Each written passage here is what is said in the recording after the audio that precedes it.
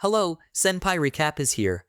Please consider subscribing and don't forget to turn on the notification bell so that you are always updated with our uploads. Sean Braden, the hero, sealed the gates of hell 3 years ago. But now the seal has weakened, and demons are coming out once more to terrorize the land. Tauka Scott is an unremarkable villager who is more interested in putting stockings on his radish. His childhood friend, Yuna Yunis, chides him about it and tells him of the dangers the world is facing. Honestly, he doesn't care as long as his property is protected. He thinks this spiked pit trap is enough. Suddenly, a demon pops up and is going to eat Yuna. Tauka attempts to lure the demon into his trap by baiting it with the smell of roast pork. Luckily, Sion is here to cut down the demon. Yuna fawns over him, and when Tauka tries to get some credit, she glares at the idiot for doing nothing. Sion is hungry and is attracted to Tauka's cooking. However, he falls into the trap and dies. The villagers blame Tauka, but he makes everyone their accomplice. Tell them nobody is going to believe the hero died this way. They bury his body and keep this a secret. The next morning, Tauka wakes up and is shocked to find himself in Sion's body. He goes to Yuna for help, but thinking he is the hero, he makes her wear what he wants. Then his eye falls off. Yuna thinks he's a monster. To prove he is Tauka, he tells an embarrassing secret to someone he knows.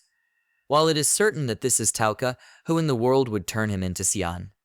In a voice from the pits, Anri Haceworth, the necromancer from Sion's party, claims she is the one, and she almost fell into his trap. Now she claims he must save the world. Previously, Sion made a promise to her that if he dies, he must find a replacement who is worthy. Considering Tauka killed him, Tauka is forced to do this because Anri threatens that his real body will be sealed in this coffin necklace. If she destroys it, he dies for real. And so Tauka is forced to play hero, as Una wants to tag along too. They go to town to get some gear. Tauka uses his charm and goodwill to get it at a very discounted price, and using this tactic, they can eat for free. Apparently, Anri is broke and did not get any reward from the king, as necromancers are taboo people. She could be executed. The girls think of getting an honest job. Tauka is approached by girls. They wonder if he is an imposter, so they make him fight an old bodyguard friend. Tauka could have won had his sacred sword not gone limp. He gets beaten up. Proof he is a fake. At the guild, Kyle Osment, who was Sion's right-hand man, approaches Yuna and Anri. He is looking for Sion, but Anri tells the truth. Meanwhile, Tauka is going to be burned at the stake as an example. Kyle will prove his innocence as he gives Tauka a sword and visualizes a huge one. He manages to do so, but soon goes limp. Now everyone is convinced he is a fake. Until Yuna says they'll take on this quest to slay demons to prove himself, Anri explains that the reason the sword went flaccid was because he lacked mana. Despite having the hero's body, the mana is linked to the spirit. She was careless to assume he had great mana as he killed Sion. Kyle has a suggestion and wants to be the hero instead. Tauka agrees to that, but Anri refuses. As the hero's successor must be capable of saving the world, Tauka proved that by killing the hero. In that case, Kyle will kill Tauka. Whatever options Kyle gives, Tauka dies. Tauka wants Anri to just give Sion's body, so Kyle claims he was just joking and will fight in his stead. That night, Tauka tries to steal the necklace, but gets distracted by putting stockings on Yuna's beautiful thighs. Then he witnesses Kyle sneaking in and trying to destroy the necklace. However, he flees after a protective barrier activates. It is then that Tauka realizes Kyle really wants him dead. Too bad the stockings made Yuna believe he was the culprit. The next day, as they head off for their mission, Tauka realizes that, as long as he is not alone with Kyle, that bugger won't kill him. At the demon's castle, a fast-moving demon starts killing the adventurers. Some flee, including Tauka. Kyle manages to figure out his trick and kills him. He gives the demon's heart, which is a magic crystal, as it could help power them up. More demons pop up from the forest, so they hide in the castle, but demons are inside. Anri uses her necromancy to control an army of skeletons and uses the magic crystal to strengthen them. Tauka is trying to align himself with the demon, who likes naked women in stockings. Yuna just beat both of them up. Yuna is then taken out by Kyle, who now shows his true colors. In short, he is jealous of not becoming the hero despite having it all. Looks, wealth, title, everything. He became envious when Xian was chosen to wield the sacred sword, so that's when he thought he should become Xian. Hence, many demon attacks on Xian were actually premeditated by Kyle just to get his body. Though he fails all the time, Tauka has a point when he says he might not be the smartest or strongest, but he is one who does not hate himself. Anri and Yuna return to help stave off Kyle. Kyle revealed that Anri is a demon because she has a magic crystal in her heart. That is why she is a necromancer. As they run and hide from him, Anri admits the truth. She is a descendant of necromancers who escaped the gates of hell 3 years ago. Only Xian was the one who treated her kindly. Hence, if Tauka cannot trust her, she allows him to kill her now because she is better off dead if she cannot carry on the hero's will. Tauka admits all the mess he got into, but gives her hope that she'll grow into a beautiful baby with luscious thighs. Tauka has a plan, and he lures Kyle into a trap. Once he is at a designated spot, the ground gives way as Kyle is sent plunging down into the waters below. In the end, they might have gotten lots of magic crystals and their due reward, but still not enough to cover the compensation. That is when Tauka claims they'll go to the capital and take all the king's riches. More thigh fetishes, more Yuna beatdowns, and Tauka has turned into a skeleton. Knowing that entering the capital will freak everyone out, he has this idea. Using the sword as a fake mask, everyone suspects nothing. Tauka is before the king of Farum, Larkvault Roman 13, and asks for money. However, he thinks it is a joke because Xian once refused any payment or reward and told him what it means to be a true hero. He thinks he is here to marry his daughter instead. That or fight him. They go to see her, Marguerite. He manages to trick her into thinking that he got cursed, thus his skeleton face. He wants to turn down her marriage, but she mentions their promise to not see each other because she fears falling for him for real if they get to know him. Fearing she will kick him out and face her father, he promises to marry her after saving the world. As there will be a mask ball festival, she wants him to date her, and she has created the perfect mask for him. Meanwhile, Yuna and Anri are picked up by a doctor, Leland Tallman. He can tell Anri is a necromancer, and to be careful as there are groups hunting for demons before the festival. To hide their intentions to get money, Yuna says they want to increase their mana. He introduces Soma drops, but they're expensive. They can join the demon hunt, but will that be enough? Leland wants Anri to show the rest of her body. He wants to examine her magic crystal to see how necromancy works to save people. The duo go on a demon hunt as they witness a top knight, Serwela, easily cutting down demons. A couple of adventurers think they won't get any share at this rate and have the girls come with them to their secret spot to hunt more demons. However, it is a trap as they get kidnapped. Tauka witnesses Marguerite eat like a glutton. But because he also ate some of her portion, she soon collapses, and her private tutor, Isaac Gardner, chews him out about her condition that she cannot store mana, the reason she has to eat like this. But after being fed more and receiving the special drops, she revives. More eating, and she becomes fat. However, Tauka loves it because now her damn thighs are thick. After that, she needs to go see her doctor, and this leaves Tauka free for a few days. He decides to rendezvous with his girls, but cannot find them. He asks around, and this leads him to an orphanage that is run by Leland. Marguerite is also there, and is surprised.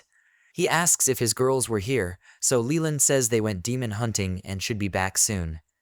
After they leave, we now see Leland's true colors, as he was the one who kidnapped his girls. In his secret basement, he examines Anri, and he has a fascination for bones. His plan is to use the festival to turn everyone into skeletons. All other unnecessary parts like flesh, muscle, and organs will be given to demons in exchange for coexistence. Anri will be his scapegoat, as he will use her to trick others into thinking she has kidnapped people to offer them to demons. On the day of the festival, Tauka and Marguerite date, and Isaac is with them. He doesn't trust Tauka and thinks he might do something bad to her. Marguerite slaps him for bad-mouthing her future husband. She will not have that. Isaac notes she is serious about him, but knows well this is not the hero from 3 years ago.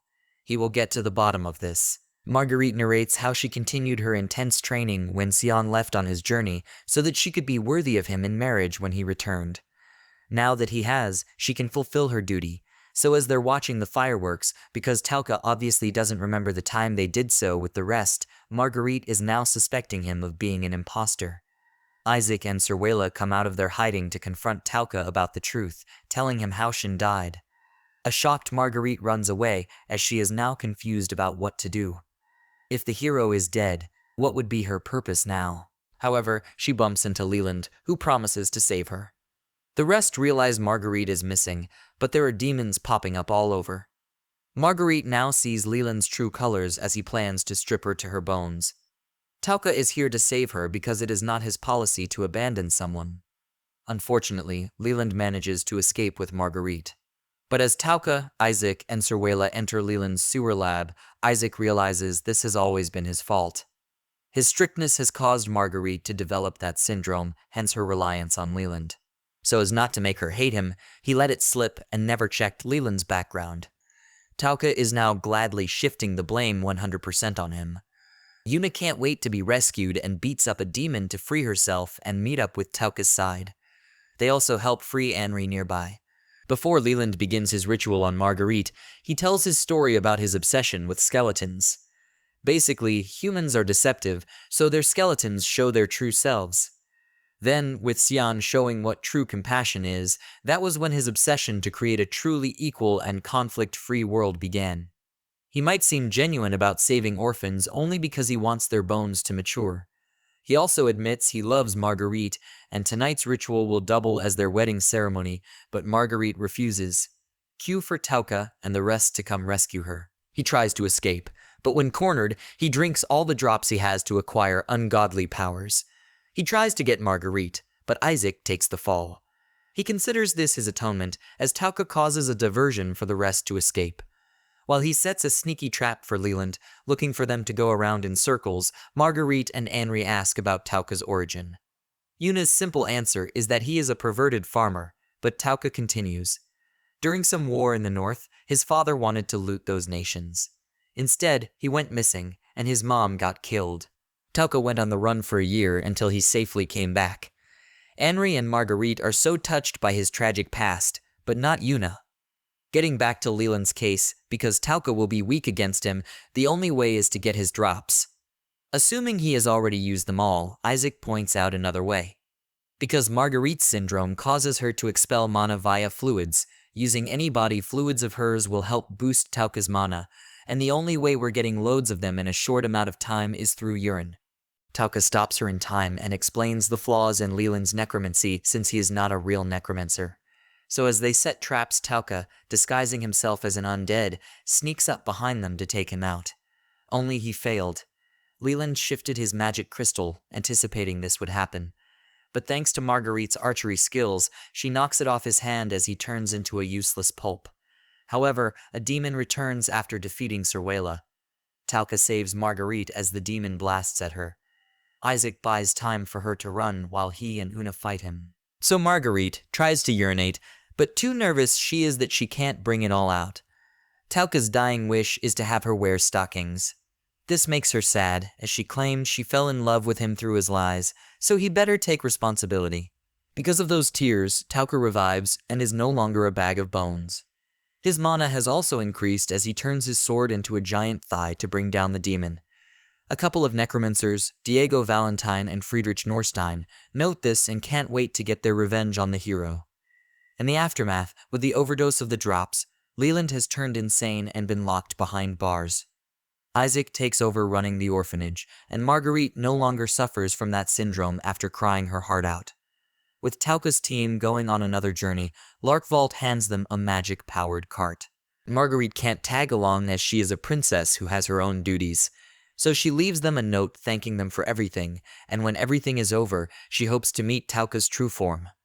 Now she has a surprise, as she is hiding in a box behind them and planning to surprise them by tagging along with them on this journey so as to teach Tauka some finer etiquette. Yuna actually sees this coming, but Tauka doesn't believe Marguerite is that kind of cunning girl. Soon they receive a letter from Serwela claiming that after they defeated that demon, one of her colleagues saw some astral form flying out from the kingdom. It could possibly be that a true necromancer was in control of that demon. She wants Tauka to investigate this, but he writes back to do it herself. As the hero, his priority is to seal the gates of hell. Plus, he wants to do real heroic stuff. During dinner, Marguerite and Henri were fighting over Tauka. During the bath, Yuna is not impressed with such shenanigans, so Marguerite asks about her feelings. If she has none over Tauka, surely she will not object to them getting married, and Yuna looks so irritated. Later, she beats him up, trying to peep on her changing.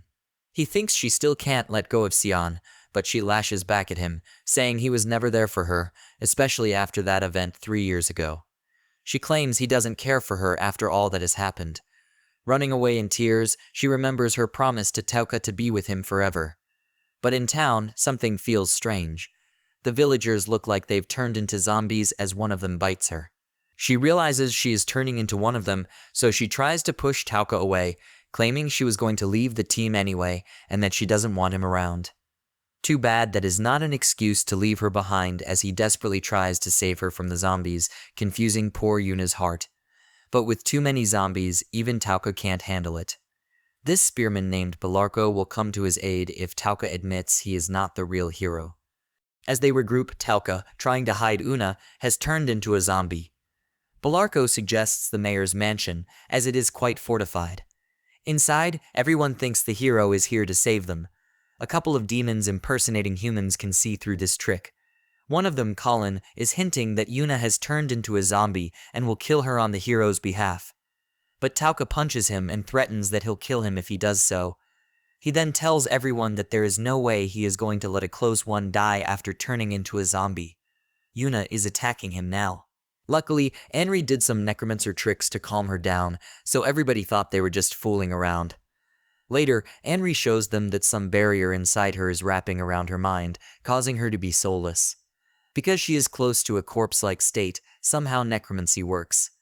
Tauka wants to find the caster mastermind, but since it is too dark and they risk getting attacked by zombies, Henry suggests using remote necromancy. Tauka volunteers to be the one controlling Yuna since Henry needs to focus on controlling her. As a demon breaks the wall for the zombies to enter, they go help the mayor fend off the zombies. In return, he shows them a steel-fortified room with weapons. The mayor regrets doing nothing when the pandemic swept across town. Henry thinks a high-level demon is behind controlling the people, so Tauka uses a mix of crystals to search for the demon. It looks like there are 3 of them. As he counts the numbers they have to fight against them, the disguised demons don't want to have a part in this. Marguerite recognizes them from the capital and needs their help. Doing so, she'll use her authority to plead for clemency. Enemy demons are now attacking. Belarco gets owned just as he is about to show off. Tauka then uses his sword to destroy one of them. However, this stumps everyone because if he is in Yuna's body, how can he use it? Belarco meets a bunch of people outside town. This group claims they are the legendary hero and will save this town. The only viable explanation is that the sword has accepted Tauka as the hero. The demon runs away as Colin gets desperate to kill it, but gets seriously wounded by Diego. He is the one controlling the demons, and he is happy to meet the hero again, although he notices this is not Sion. He reveals his goal: to get revenge for that tragedy that happened 3 years ago by turning the entire world into corpses. The rest try to consider talking, although Diego rubbishes all that. Henry reminds him of the hellish time necromancers spent in hell, but Diego is certain their real enemies are not demons but humans. Diego then summons all the zombies to attack them. Tauka uses his sword to wall them in, and then tries to rubbish his way out with this nonsensical thigh strategy. During the talk, the mayor crashes his carriage into him. Tauka managed to convince the mayor to do this in exchange for seeing Marguerite naked in stockings. Although Diego lives, that distraction allows Henry to steal his controlling device, although she is at her limit in trying to control all the zombies together. It is then that group of legendary heroes pops up to help. One of them is Millie Yunis, who is Yuna's sister and the self-proclaimed hero. Also with her is her father, Fury, who has a fetish. Diego decides to flee and warns them that if nothing is done to ward the townspeople of the spell within 24 hours, they will turn into demons forever. Colin gives his tools to Tauka and places his hopes on him to bring down the culprit. After all, Tauka has someone he has to save too. Tauka knows where Diego's base is from the way he talks and the direction he escapes. He believes the necromancer's base is in Albania, his and Yuna's hometown, which was destroyed in the war 3 years ago. As they make their journey there, Millie's party introduces themselves. The others in the group are mages Shannon Petralka and Dorothy Eleonora. Marguerite knows Fury since he was once one of the kingdom's top knights. 2 bad lots of sexual harassment got him stripped of his title and exiled. Dorothy knows Henri, as she was once part of Sion's group. Millie's group is unaware that Tauka is possessing Yuna's body, but luckily they bought the dumb lie that Tauka is too focused on saving the world and hence not very talkative right now. But Millie is suspicious of Yuna because she is talking like Tauka. As kids, Tauka lost many duels to Millie, and their unbinding promise was for him to marry her. Fury wants Yuna to go home and leave the fight to them, for she has no magic capabilities. The journey comes to a halt when a large boulder blocks their way. The necromancers have put forth their next plan. Diego's demon has cast a spell on everyone in town. He has devised an interesting game and has everyone hunt down the hero. While Fury tries to buy the rest of the time to escape and fight this group of demons, however, the carriage soon falls into a pit. The carriage might be damaged, but everyone lives. As they head out, there is a fog over the place, and they know it is laced with danger, so they can't wander too far. Tauka senses something strange because it is not the demon's style to put traps, and certainly it is not how necromancers fight either. The culprit is Ethel Borgnine, and she is using her demons to make such traps. She has them slowly kill them off until Tauka is left. He then begs for his life and is willing to give the sacred sword.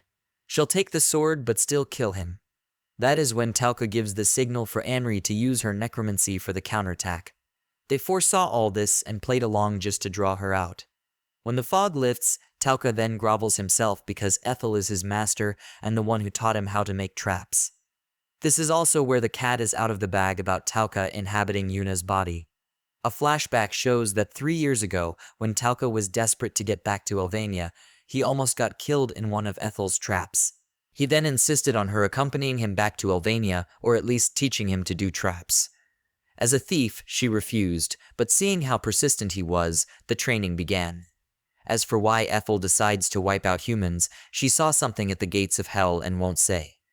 Tauka has set some traps on the sacred sword, so it'll blow up her arm if she doesn't do as he wishes. She gives back the sword, but that's not all.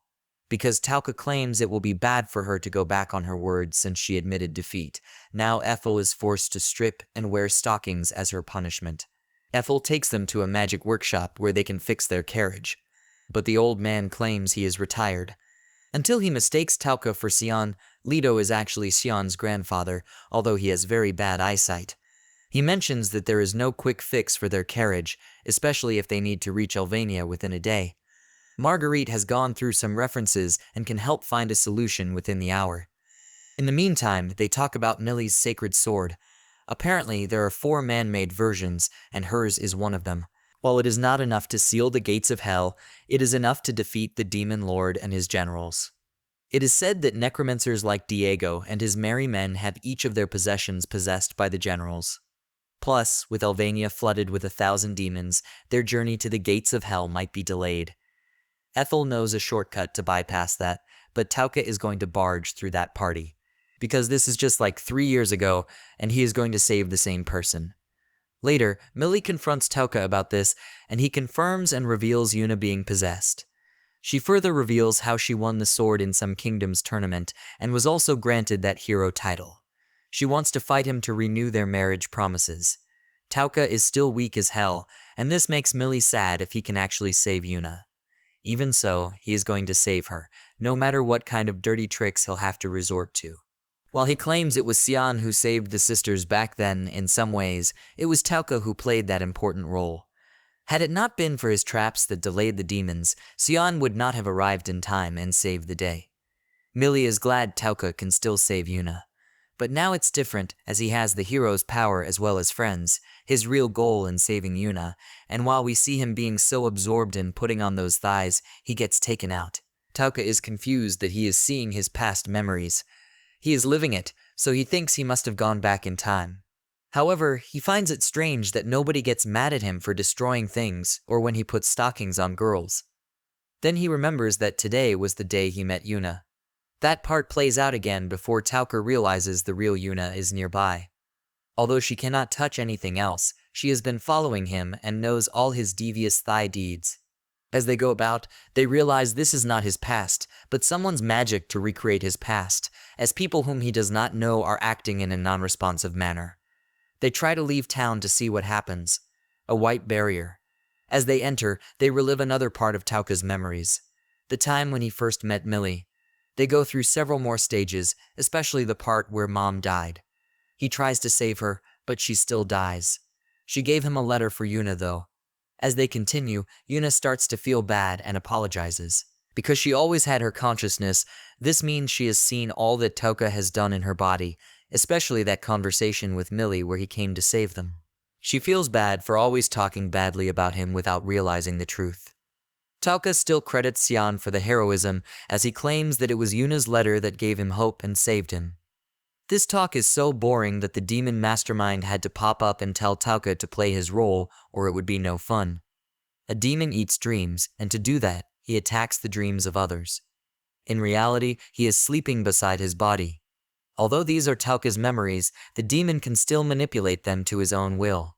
He is even kind enough to point out several weaknesses of his, and to get out of this is to defeat him. Tauka fights him, but unfortunately, because this is his dream, he can read his thoughts. This is when they realize he cannot sense Yuna. Hence, Yuna guides Tauka to send this demon to his defeat and return to reality. Yuna will continue to remain inside her mind, but now she can exist as a ghost. Just in the nick of time, the carriage is done and ready to head for Ilvania. Cerwela gets Tauka's note and is unhappy. But the court magician, Rosael Caris, is not fazed, as he has taken his own measures. Having already located the enemy's base, he has sent his elite of magical warriors to the scene. Tauka returns to his original body, and only who can see Yuna.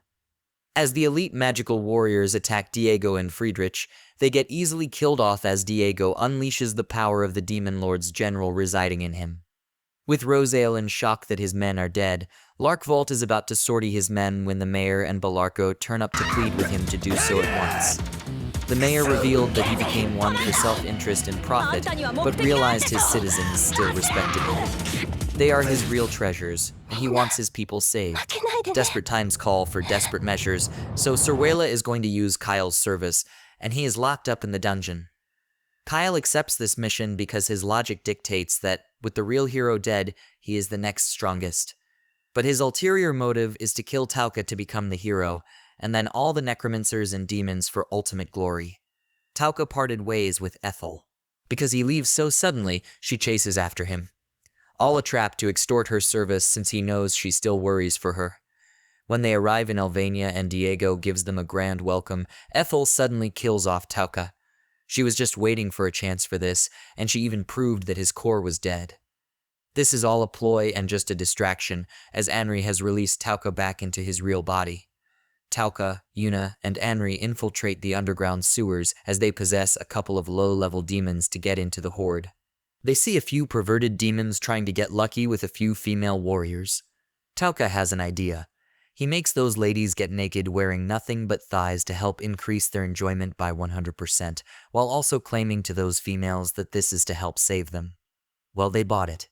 This method has a few demons approaching Tauka and wanting him to help save their queen Adele, who is under Diego's command. As she is the one who turned those humans into demons, Tauka goes up close to her and manages to trick her into realizing their ideals of having humans and demons cohabitate with each other.